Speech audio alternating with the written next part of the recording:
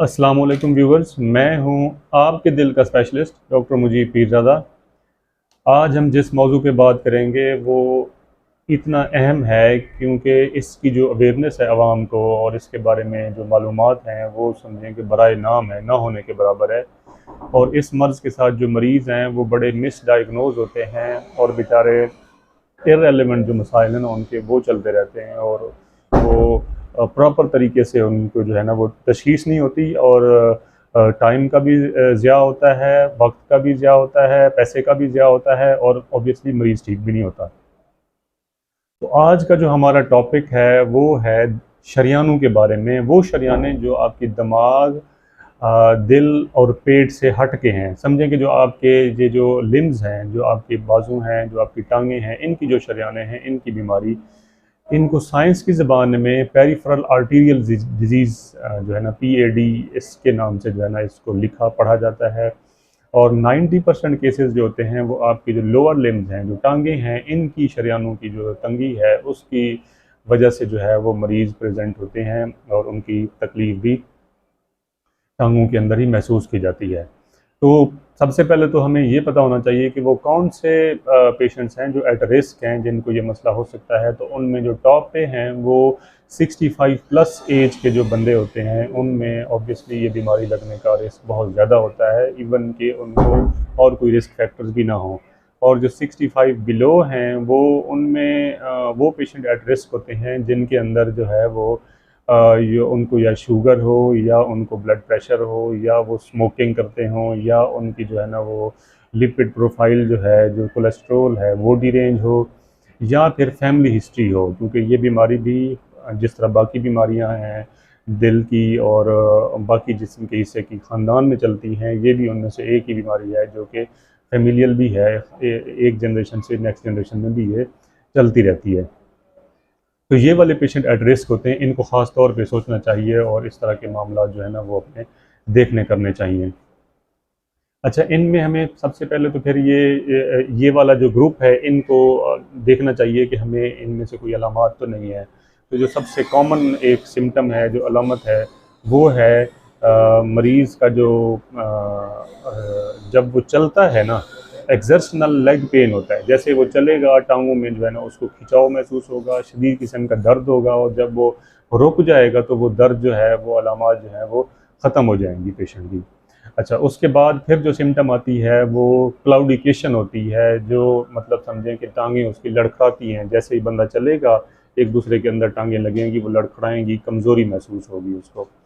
फिर उसके बाद जो है ना वो ना ठीक होने वाले ज़ख़म बन जाते हैं टांगों के ऊपर, जिन्हें हम कहते हैं नॉन हीलिंग वूंड्स या non healing ulcers. Colour change हो जाएगा और वहाँ पे जो है ना ड्राई किस्म की गैंग्रीन और अल्सर्स बनेंगे, ज़ख़म होंगे जो कि ठीक नहीं होंगे दवाई से। ऑब्वियसली जैसे वो दवाइयाँ एंटीबायोटिक और इस तरह की जो जनरली पब्लिक जो यूज़ कर रही होती है।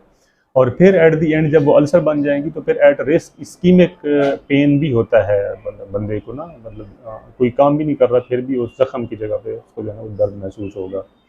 तो ये वाली अलामात होती हैं, इनके इनके साथ कॉमनली जो है ना वो मरीज़ को तकलीफ़ हो रही होती है। तो इस तरह के मरीज़ जो है ना वो उनको बड़ा कॉन्शियस होना चाहिए और अपने आप को जो है ना वो प्रॉपर चेकअप करवाना चाहिए अगर इनमें से कोई भी एक या इनमें से कोई चंद जो है ना अलामात उनको हो रही हैं।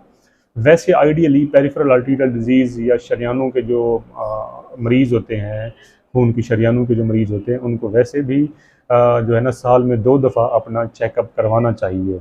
इसके चेकअप के लिए एक तो हम क्या करते हैं, मरीज़ की हिस्ट्री और उसका एग्ज़ामिनेशन करते हैं। हिस्ट्री में यही जो है ना चंद चीज़ें जो मैंने बताई हैं ये पूछी जाती हैं।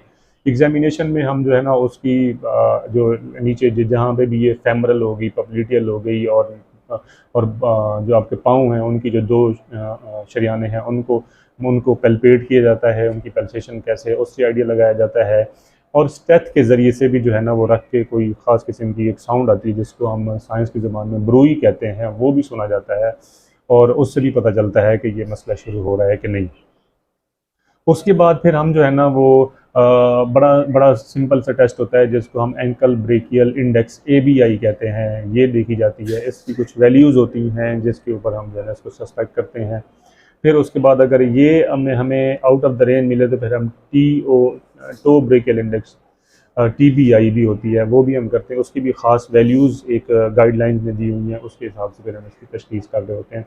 फिर हम अगर और एडवांस हों तो फिर बाकी सिस्टम को भी हम ले लेते हैं, क्योंकि ये जब गाइडलाइंस ये कहती हैं कि किसी एक वेस्कुलर बेड के अंदर आपको डिजीज़ मिलती है, जिस तरह आपके टांगों की शरियानों के अंदर आपको लगा कि कोई तंगी है, कोई फैट एक्यूमुलेट हो रही है, कोई उनके अंदर जो है ना वो प्रॉपर ब्लड फ्लो नहीं है, तो आपको जो डेंजरस जब सबसे ख़तरनाक जगह की बीमारी है उसको ज़रूर लो, ख़ास तौर पे हार्ट का और ब्रेन का। तो हम फिर इसके साथ फिर हम दिल के लिए भी ECG वगैरह, चेस्ट एक्सरे और फर्दर जो भी उसकी डिजीज़ को हम कवर कर सकते हैं वो टेस्ट भी करवाए जाते हैं। और लिपिड प्रोफाइल हो गई वो हम करवा लेते होते हैं। इससे अगर आगे चलें तो फिर डुप्लेक्स अल्ट्रासाउंड होता है, वो उसमें हम आर्टीरियल और वीनस सिग्नल्स देख लेते होते हैं उसके।